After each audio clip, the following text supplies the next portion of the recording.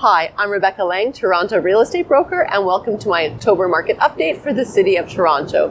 Whether you call it River City, the Canary District, or the West Don Lands, I'm here at Underpass Park because it's dark and raining outside. But don't let that scare you, because we are now well into the fall real estate market, which has been anxiously anticipated by those hoping to see signs of a rebound from the recent downturn. Autumn is usually a strong selling period, but a myriad of factors this year have made this autumn anything but usual. The effects of 2 recent interest hikes, the springtime market cooling initiatives introduced by the province, a slowing of cash flow from overseas, and even the mortgage rule changes from 2016 have all contributed to the drag in performance.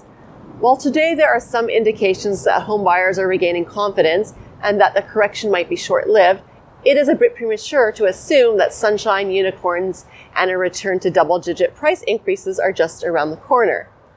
What I hope we are entering into is a Goldilocks market that is not too hot and not too cold. Unfortunately, steady state markets of flat growth tend not to actually exist in practice, so the way that balance is likely to manifest itself is with fits and starts, which are sure to include some negative tidbits that make the doom and gloom naysayers feel triumphant.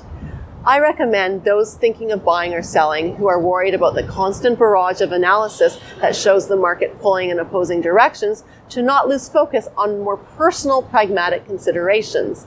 Or, in other words, keep an eye foremost on what makes sense for their own needs and financial position. In terms of what is happening in the market, the number of listings is up about 20% from the low that we saw towards the end of the summer. September finished with 5,732 active listings, which is close to what we saw in July. Now that we are halfway into October, the numbers have nudged up just over 6,000, but I'm not concerned by this further increase as we are in a week after a long weekend, which is normally associated with a small surge.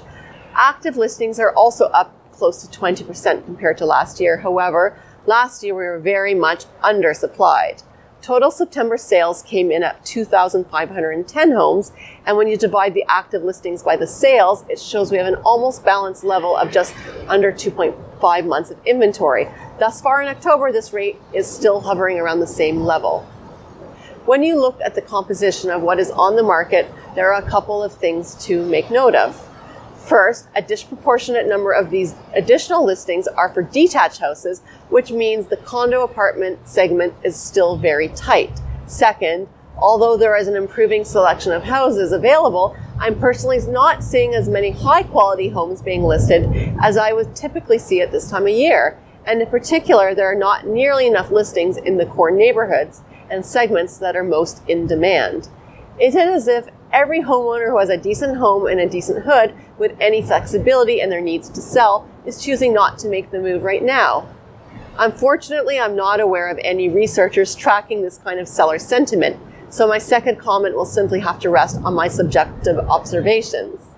In terms of listing strategy, offer dates are in fashion again this fall in those core neighborhoods I was just alluding to, from the beach to High Park and up through Midtown and Uptown, encompassing neighborhoods like Davisville Village and Bedford Park.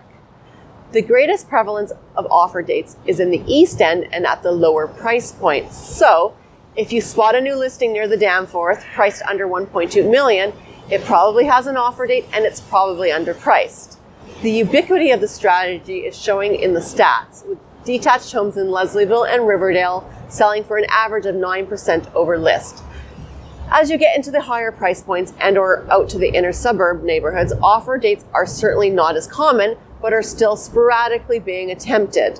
Parts of Toronto are still very conditioned to expecting offer dates, and it's a bit of a unique feature of our market that even when buyer activity is tepid and buyers are cautious, sellers can't resist underpricing and delaying offers to generate a bidding war. For the right homes in the right areas, this still seems to yield the best results for sellers. Moving on to the average sale price for all home types in the City of Toronto, it was $809,000, which is up 5.8% compared to September of last year, and up 11.4% compared to August.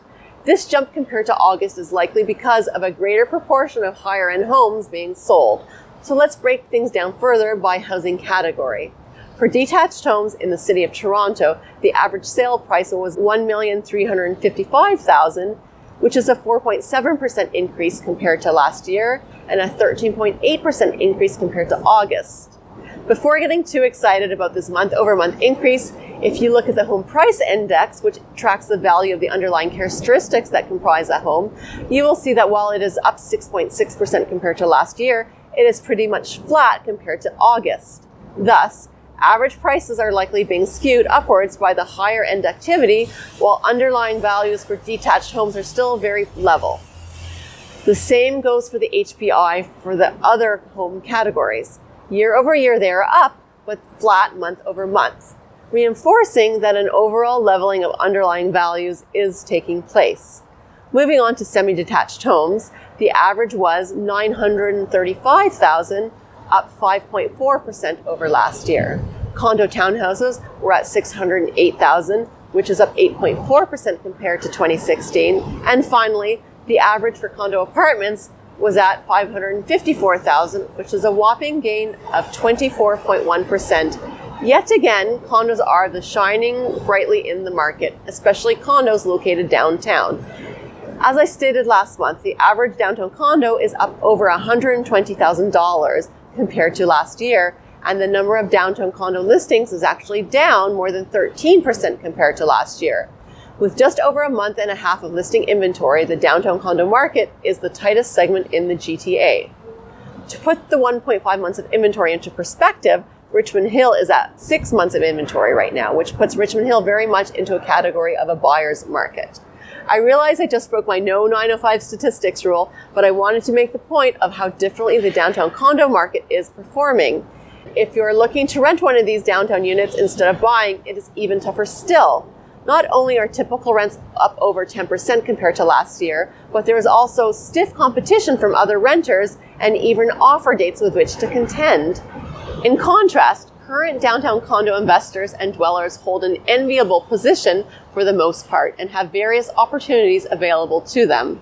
If you are currently a condo landlord who is tired of tenants and doesn't want to put up with the further tightening of the Residential Tenancies Act, or perhaps you occupy a condo that you own and are finding that the condo bylaws are inhibiting your desire to have plastic tombstones and giant inflatable pumpkins outside your front door this Halloween, then get in touch with me to find out how to best take advantage of today's market dynamics that are strongly in your favor.